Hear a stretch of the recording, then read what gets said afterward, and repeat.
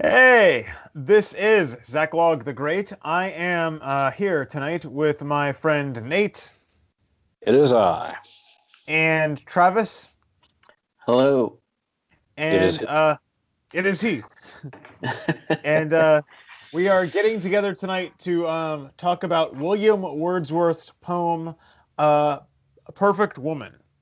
Um, Before we proceed, two quick things. I wanted to thank two of my subscribers for their support. That would be Dead Messenger and JB14. Thank you very much for sticking with me. And if you like my work, if you would like to help me continue to do this, you can support me via subscribestar.com/Zachlog-the-great.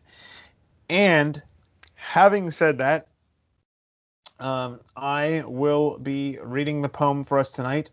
Let me see. Let me get. Oh wait, that's not how I do that. I've done this with Skype couple dozen times by now. You'd think it'd more or less be automatic. Anyway, Sponsored by Skype. let me know when that's up. It's up. It's up. Okay. Perfect Woman by William Wordsworth.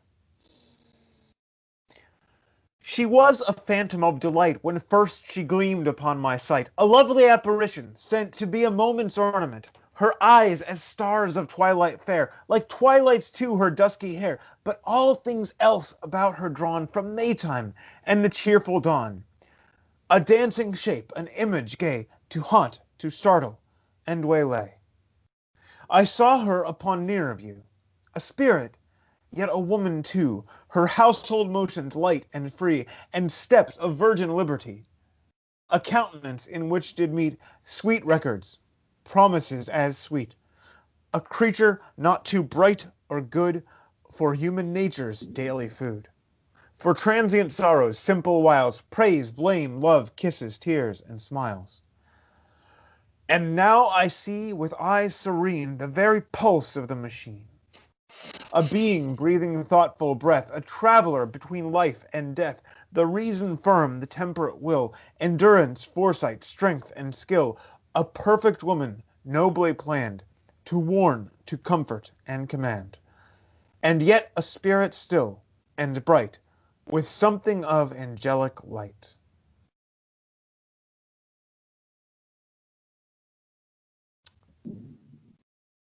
Okay, would one of you care to start us off? This poem had too many words in it. I mean, I know his name is Wordsworth, but come on, bro. You could have just written Rachel, Rachel, Rachel, Rachel, Rachel. That being the name of my wife.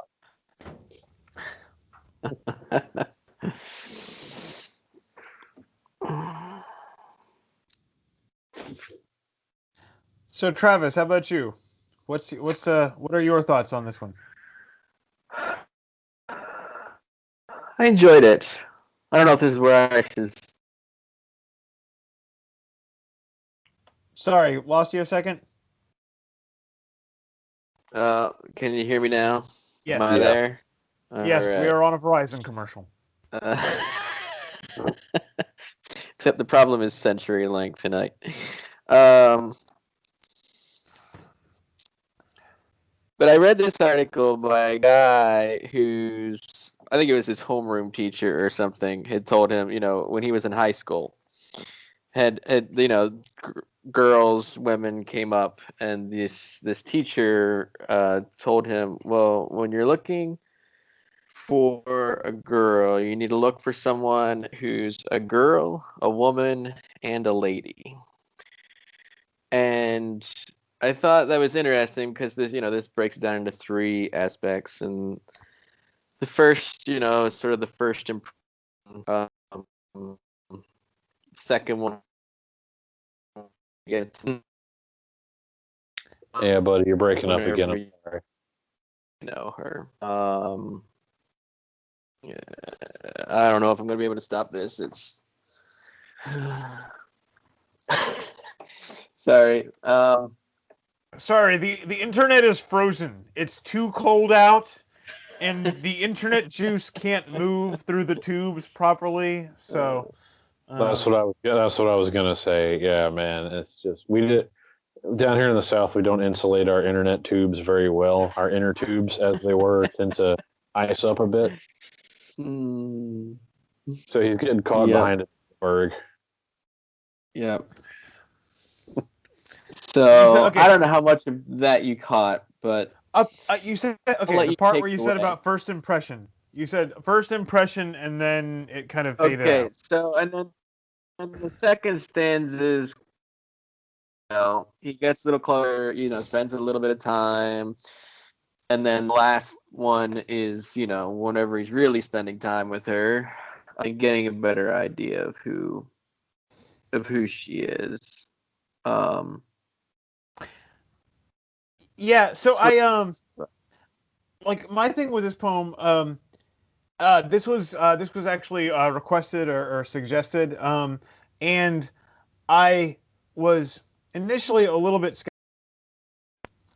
I'm not in general a big fan of Wordsworth. I kind of tend to identify him with um the pansy romantic poets who, I wandered lonely as a cloud, and it's just like, yes, if you want to tell men to stay away from poetry forever, this is where you should start. But I maybe will have to revise that opinion because this is now the second Wordsworth poem I've covered. The first one was about the winged hussars raising the siege of Vienna, um, and I was skeptical when I started, but after I started reading a little bit and like understanding kind of the structure of it, I started liking it more because it is like I think it kind of reflects the pretty well like the stages of kind of falling in love with a woman, and like first she's just this picture, this vision across the room, and in some ways not even a real person to you. She's just this idealistic vision, and then like you actually get to meet her, you start spending a little time with her, and like he's impressed by other things about her than just her beauty. He's impressed by her, by the way she conducts herself. And then it seems like the last stanza is like they have a life together, they're married, and you know he continues to be impressed by her, and she is, and he sees not just this image, and not just a okay, a good person, but he sees how she runs, how she manages her life, and how she oh, I am missing some of my lights, but how she manages her life, and how she kind of makes everything work, and make everything work around her, to what is that, to warn, to comfort, and command, as he says. And so that's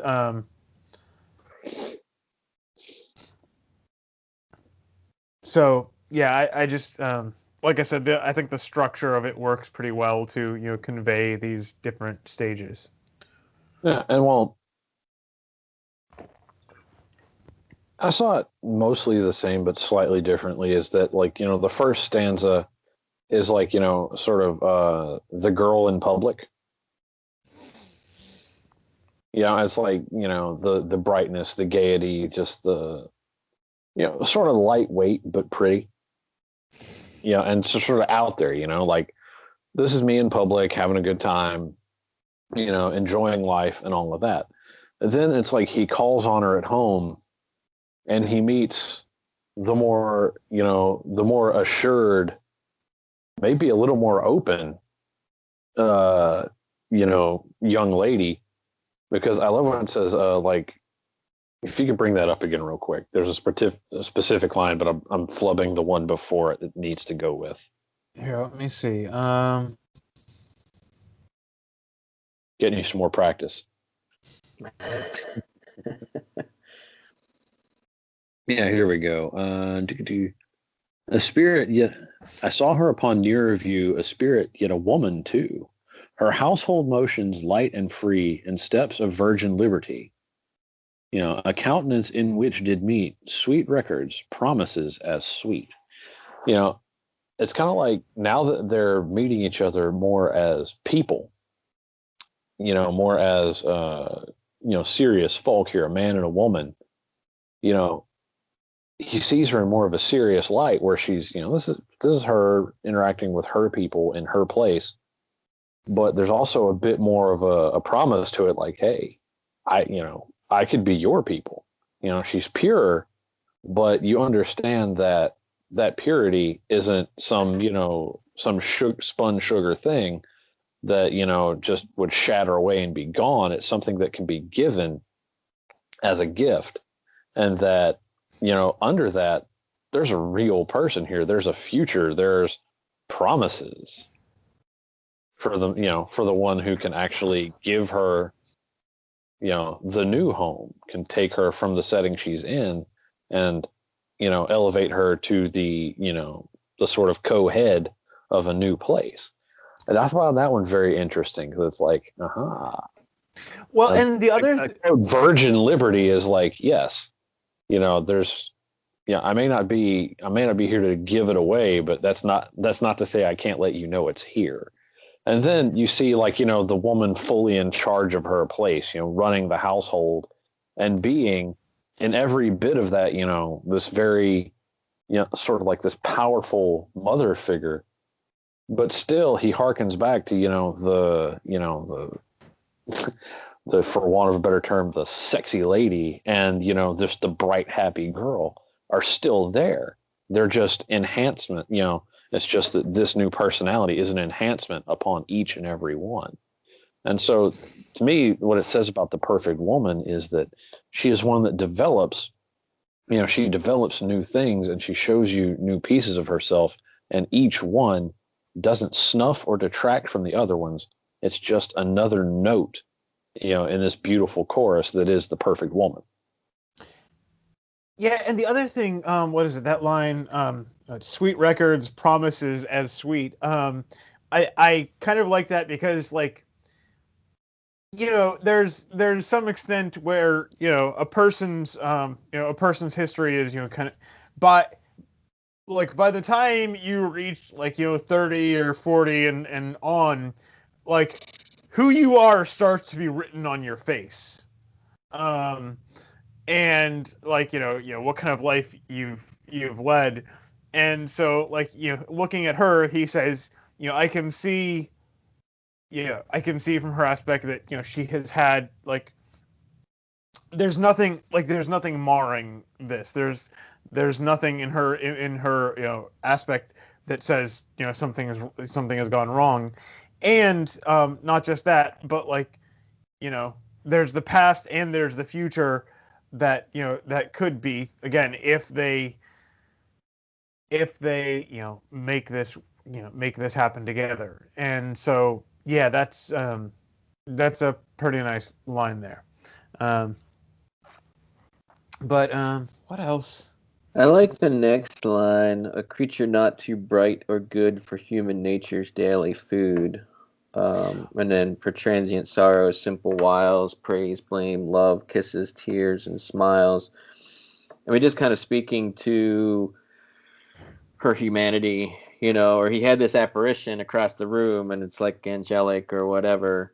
And or as Nate was saying, sort of her public presence. But as he gets to know her, she's not stuck on impressions or looking the right way, or basically just being uptight would be another way to phrase it. Like she's actually real and with you there in the moment, instead of running away with some other expectation. And fortunately, it's sounding like the intertubes are defrosting during this conversation. Oh, well, good.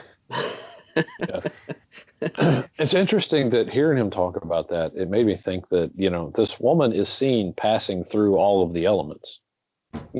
At first she's like this sort of, this thing of air. She's out there dancing around, sort of, this apparition. It's nice, but it's lightweight. And then you get sort of more of the water presence where it's a bit more solid, but still flowing. You don't know what's going to happen. And then as she develops, she gets down into the earth and is really solid and nurturing and giving. But the crucial element is through all of it, there's that light from the fire. And I'm just like, oh my God, I love that. That's fantastic. Yeah, well, and kind of like Travis was saying, when you first see this girl, when you first get this, first touch of infatuation, like she's too perfect, she's too pretty, she's too obviously she doesn't belong in real ordinary life.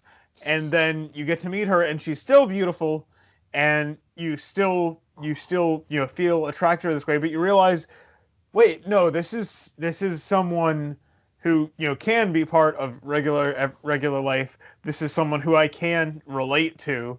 Not quite like my friends, but this is someone who's not cut off, who's not something separate. And just that the stages of I can't even say the stages of a relationship, because it's not quite that. It's more his internal, like his own view of who she is, developing and changing over time. Well, it's a deepening appreciation. Yeah, and it's also also another thing, like the first stanza is all about her appearance and what she presents to the world. And then by the last stanza, he's talking about a firm reason, a temperate will, which is self-control, and he's talking about all these internal virtues, which um, just to any young men out there who may be watching this, um, those are the things you're going to be living with your entire life. Okay, the parts of her character. Okay, she's not you will still love her. She's not always going to be as pretty, but she will still be the same person. So pay attention to the character. I will say, she will not always look the same, but if you build your relationship correctly, she will always be as pretty. I mean, my wife has had a lot of changes in the decade we've been married. But I see all of those changes as coming from, our love and the life we've built together. And so, yeah, she wouldn't fit in her wedding dress anymore. There's, like I said, there's some lines that didn't used to be there. There's this and that, but sorry to wreck the family friendliness. God damn, is she pretty? I mean, I see who she was. And, I think back to that apparition that I ran into.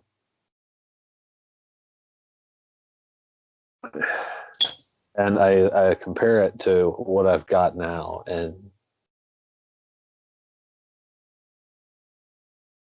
God damn, is she pretty?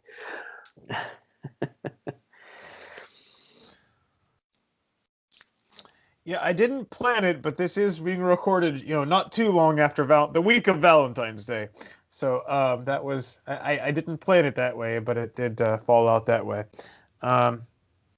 My when I told my wife, what I was recording, she said, "So my picture's on there," and I'm like, "Well, no, because if I ever did put your picture on one of these, you'd kill me." She's like, "Yes, I probably would." See, she's gonna warn and comfort and command. I am the public facing one of the family. I am the one who gets on stage. So, um, but You yeah, see, I feel like one of the problems we've run into to get to our irritations with modern times, which always is a feature of these. I feel like the irritation we get into is that these days you see a lot of people trying to hang on to that first one. They're trying to always be the apparition and never settle down into sort of the steady matron and the help. They always want to be a girl. I'm here to tell you, and I had this discussion with my wife like 5 or 6 years ago. I was like, I thank God every day that you're not a girl anymore. Says you are fully a woman, and that is a beautiful thing. Like I said, the girl can remain. It's just that she has to grow up. There has to be more than that. There has to be that maturity and depth added before she's fit to stand next to a man. Boys love girls, men love women. And if I want to be a man, I'm going to need to marry and be married to a woman. Now, we can get married as a boy and a girl, but we had best not stay that way or we're not going to be able to stick together. And so we run into all these people that are trying to stay boys and girls, or trying to, hang on to this idea of youth as though, like I said, as though depth and maturity diminish that. Look, youth is wonderful, but experience is valuable. Like I said, the building of character, okay? I mean, yeah, the meadow is nice, but the cabin in the meadow can hold a family. Let's develop a bit. Now this actually connects to something I put up not long ago about the advantages and disadvantages of men and women, and how their advantages are connected to their disadvantages. And one of them is that, when women are young, like when women are young, they're valued, they have status simply by being a young woman. When men are young, no one cares. When a young man doesn't exist until he proves himself, whereas a young woman, has some degree of status simply by being a young woman. And the thing is, as time goes by, that reverses. And, if that young man is able to prove himself, his status will increase. Whereas if a young woman is relying on, her inborn status, that's only going to decrease. But, the way things are these days, not many people are telling young women, this is how it works. And, what's supposed to happen in a healthy society is that by the time that inborn status is, kind of fading away, well, guess what? She has a husband and she has, a few kids who love her for something other than, simple, physical attractiveness. And, that's, and, if, if she is, if she's taking care of them, that, that status is going to stick around. That status is staying.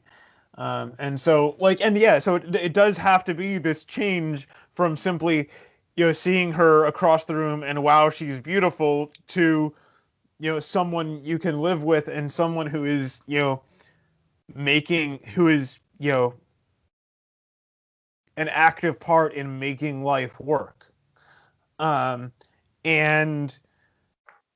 like I said, that's not, our society isn't really talking about that very much. And so, it puts... This picture of a woman right here is a challenge. I mean, you're not assured of being able to walk next to this woman. This is a strong person. This is a person, like I said, She's there to warn and comfort and command. 2 out of 3 of those aren't exactly soft. Right? She's a strong, independent woman. Let's see. No, I think a strong, independent woman is missing something. A strong, interdependent woman is good. That's where it's at. A strong, independent woman is probably a little too brittle, a little too sharp. But a strong, bonded woman is right on the money. You know, she can provide strength when you need it, and she can provide support when you need it. You know, she can. So she should be able to. You know, she should be able to swing an axe, you know, and caress a cheek. Swing an axe and rub a foot. You know, she could do it. Must be done. Rachel's over here like, I can't swing an axe. Not at the same time, she said. It's probably in your best interest that she doesn't try to both swing an axe and caress your cheek at the same time. Swinging an axe at my cheek, then it's probably my fault. But anyway, like I said, this is a powerful person. Okay, this is a person who is wise and strong and capable. And if you are not, as a man, wise and strong and capable, she's not gonna spend any time on you. She's gonna be like, okay. Actually, what she's gonna do, if you know she can't just leave you entirely, is she's gonna run over you, and you're gonna end up drug along in her wake like some little nebbish of a male who's like, yes, dear. And that's where you end up with these, you know, these literary henpecks who are just torn apart because their wives completely overpower them. They married the right kind of woman, they just weren't the right kind of man. And so this perfect woman is an inspiration to a man to step his game up, grow some strength, and develop, you know, some good qualities of your own. Otherwise, this chick is going to leave you in the dust. You're going to end up, you know, she's going to end up carrying your balls around in her purse, you know, and you'll have to ask for them when you want to actually try and do something cool. Honey, can I have my manhood, please? So, sorry, I don't know quite what it was. Something in there reminded me of. I don't know where this is from. It's attributed. I don't know if it's from one of Plato's books. A quote attributed to Socrates. By all means, marry. If you get a good wife, you will be happy. If you get a bad wife, you will become a philosopher.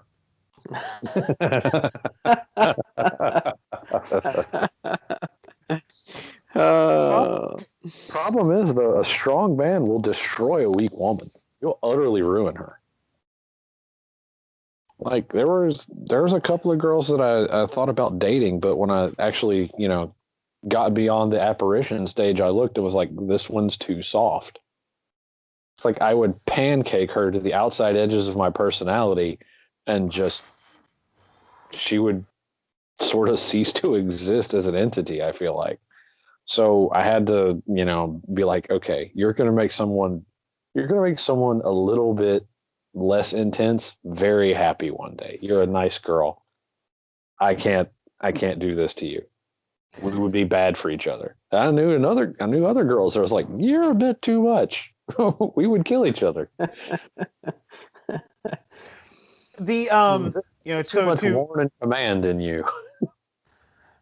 So there's you know, to do a Bible reference here, the final stanza of this definitely, you know, kind of seems like you know, the Proverbs 31 kind of thing, where, you know, she's running a household, she's confident, she's not just you know, sitting around waiting for something to happen.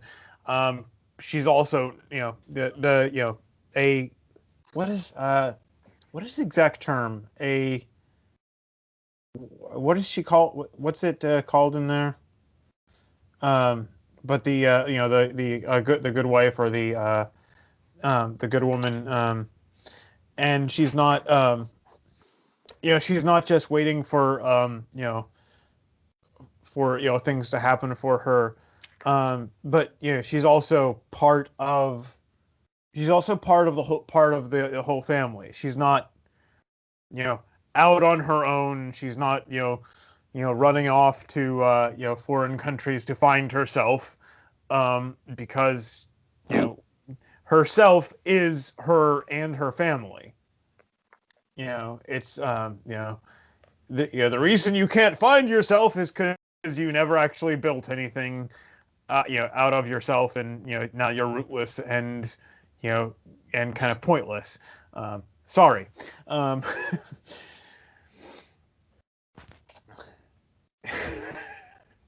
It's yeah, I mean, like I said, the strong wife, the proverbial wife, which makes me laugh because I saw Wife of noble character, I think, is the phrase you were looking for. That's the one.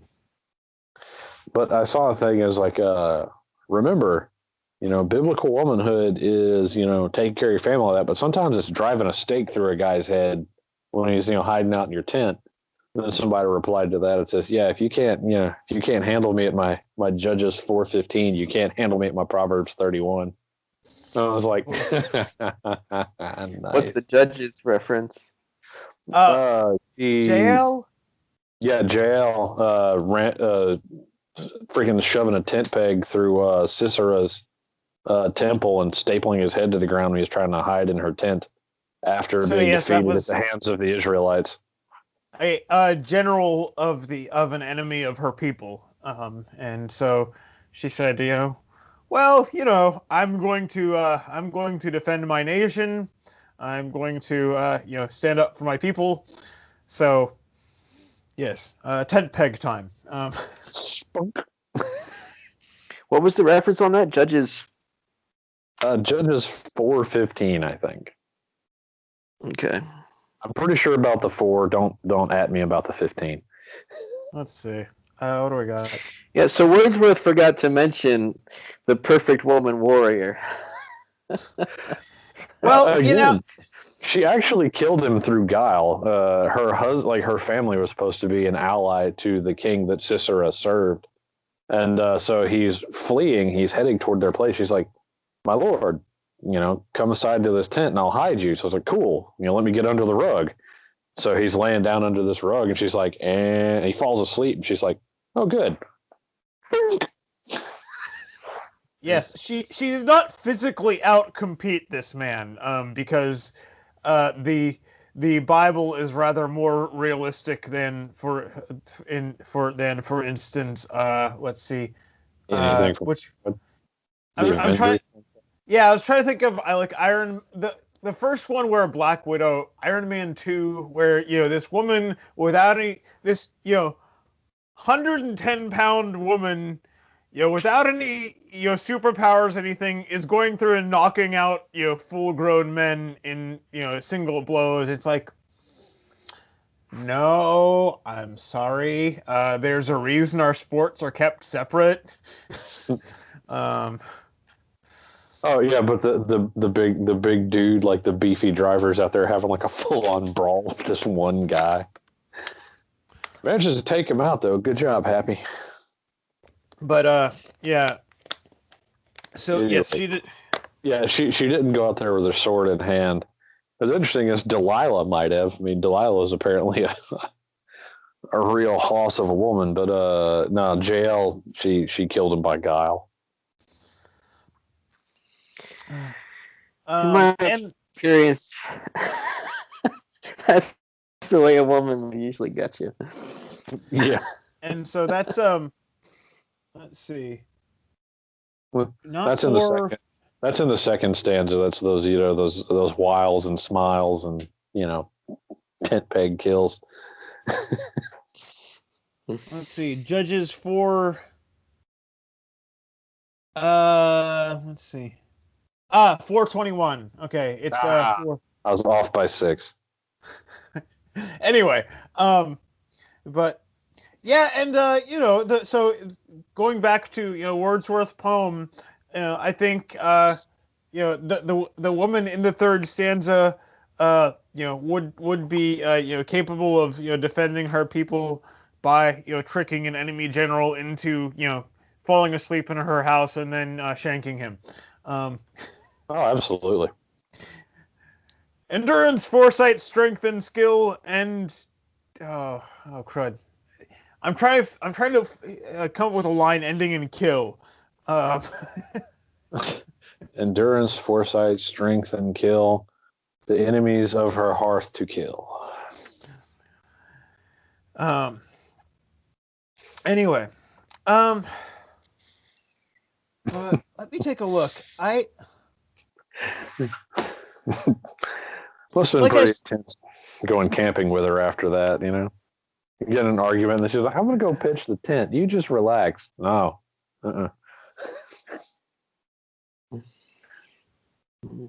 Like I said, this one, this poem definitely grew on me as I was reading it. Well, I mean, not all things that are romantic and kind of, talking about this pretty stuff like love, not all of them have to be sissy.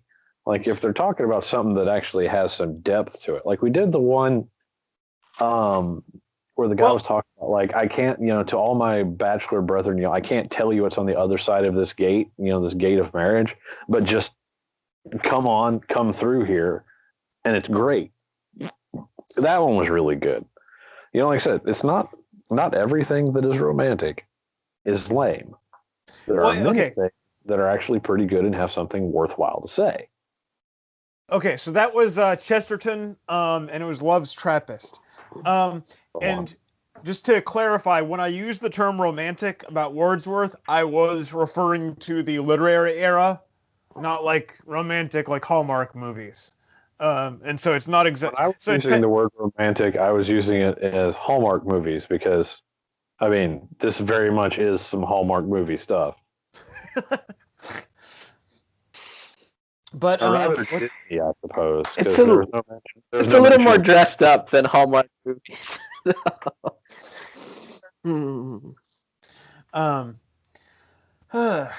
Okay, so like I said, this one definitely grew on me. At the same time, I don't feel like I have that much more to say about it right now. Travis, did you have any last thoughts about this one? I guess I would circle back around to the opening of my statement where I said that I read this article where, this mentor told a boy, you need to look for someone who's a girl, a woman, and a lady. And as we kind of talked about, this first apparition, very light, very gay, very appealing, is sort of, more of the girl-like, playful sort of thing. And then the woman is, it doesn't quite line up completely with the movie, the poem. But I mean, I guess I see the woman as more of like this, what he comes to in the end, this helpmeet sort of, strong and determined and knows who she is, and how to act in the world. And then the lady aspect, I think, I don't know what you would really define that as. Someone who, I guess that's the proper side, and how to behave in public, perhaps. I don't know. That's the idea of being a lady. I take it more, with your apocryphal teacher's advice, is that the girl is, like you said, that's the first part. That's the bright, pretty. Oh, that's nice. The woman is definitely the second part where it's like, they're like, this prettiness can be yours, and it's kind of exciting and kind of, this alluring almost temptation. And then the lady I take is like a title of nobility, whereas like she can exercise authority, she can, stand on her own 2 feet. She is properly, the lady of the house. I'm sorry, if anyone watching, if you see me just continuing to look off this way instead of looking at y'all while I'm talking, I'm in a different place. My wife is right over here, and I'm watching her enjoy a puzzle. And it's nice to talk about. And so, she's prettier than, Zach Loggear. But anyway, yeah, I am pretty. I mean, you will admit that, though, right? Just not as pretty. Anyway, so the lady is, like I said, she properly like I said, she's properly powerful. She's properly, like someone exercising authority in her own right. And so that's how you get it. It still goes the 1, 2, 3 stanzas. It's just that, the idea of lady is just being like, being able to act proper. I don't feel is enough. I don't feel like it's a good definition for women to strive for these days. I feel like they should be a lady in the noble sense where it's like, hey, this is a woman who can command a castle. She can, rock a baby. She can, she can host a ball. She can command a castle. She can do what she needs to do in any circumstance. She is vastly capable. And so I'm like, yes, that's the lady you need to be looking for. I mean, you can train a dog to behave.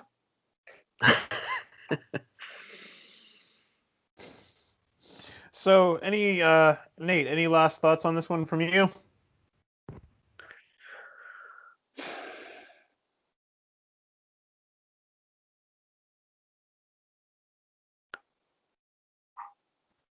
Just to sum up what I've already said,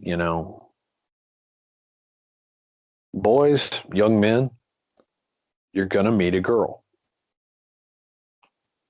Be certain that when you start to see her as a woman, that you can see in her the potential to become the lady. Because she won't be there yet. But when she looks at you, she's going to see a boy. And she may, hopefully, come to see you as a man. But have in yourself the ability to become the Lord to her lady. Because she's going to need you to lead. She's going to need you to be wise and strong, to be able to show hardness when you need to be hard, and to show softness when you need to be soft. She's going to need you to have authority and understanding in each hand, to be like, no, I can lay down the law when it needs to be, but also I can dispense mercy when it needs to be. Said, chivalry is necessary now more than ever, and I love the way Lewis said it.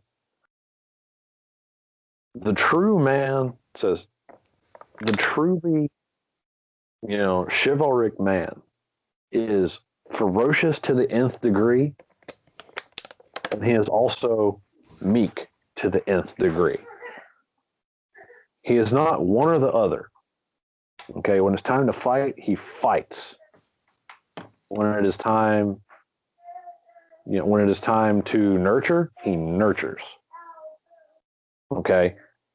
And he's not half and half on any of these things. He is all of both, and it's hard to be, but it's something to develop yourself toward. And if you get a good woman, and you are yourself trying to be a good man, you will both grow into these people that you need to be. And you'll grow into these people together. And eventually you will be, at the altar we say you become one, but it's not true. You become one in the eyes of the Lord, but even in the eyes of yourselves, it's a process.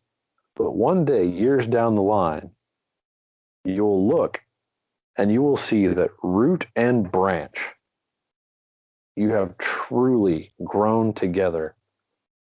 And what you can produce and the fruit of that joining is amazing and beautiful and worth every pain. And there's going to be plenty of those. But there will be a lot of pleasures and a lot of beauty along the way. So, it ain't always fun, but it is always worth it. End. Okay. Well, thank you both for joining me tonight. I don't think we gave Travis his remarks yet.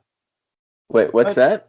No, I brought them up. I brought them up and I kicked you off with the girl, woman, lady comment. Oh, okay. You're right. So I set the ball up and you punted it and you hit the goal just fine.